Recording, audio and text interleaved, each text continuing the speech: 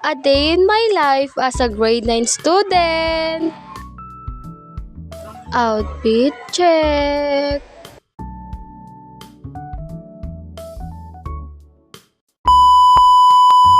Hi guys! Ngayon nga, samahan niyo ako sa mga gagawin ko ngayong araw. Let's go! After ko ngang maligo, ay nagtimple na din ako ng kapeng iinumin ko. At dito nga ay nag-apply na din ako ng perfume lotion sa balat ko. Fast forward ko na nga din po pala yung ginagawa ko dyan. Sobrang tagal ko din po kasi mag-apply ng lotion dyan. Ito nga po palang lotion na ginagamit ko ay pwede din po sa sensitive skin katulad ko.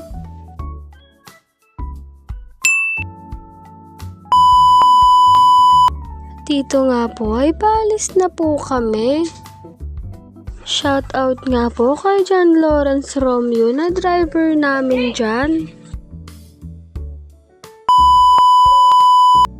Andito na nga po pala kami sa school. Pagdating nga namin ay wala pa po yung iba naming kaklase dyan. Medyo napaaga nga po yung pag-recess namin dyan.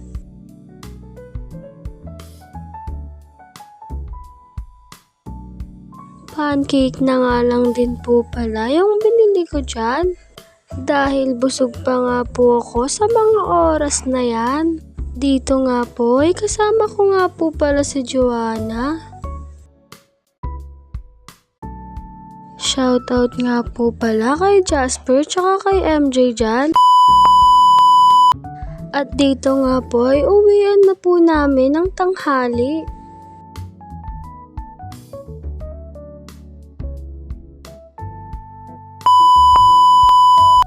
Kasabay nga po pala namin dyan si MJ at yung kapatid niya. Nakauwi na nga din po pala kami dyan. Pagkatapos nga po namin kumain dyan ay pumunta na din po kami ulit ng school.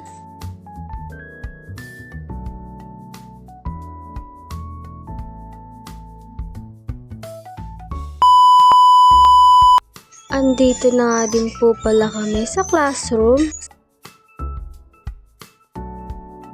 Diyan nga ay nag-ayos muna ako ng buhok ko dahil nga nagulo sa tricycle kanina.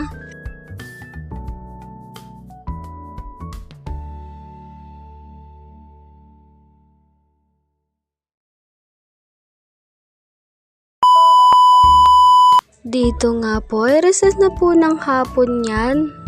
Dito nga ay tumambay muna po kami saglit sa may gate. At nag-aasaran nga po pala yung apat kong kaklase dyan. Shout out nga sa inyo ano. At dito nga ay uwian na rin namin. Dito na nga po pala magtatapos tong vlog na to. Babush!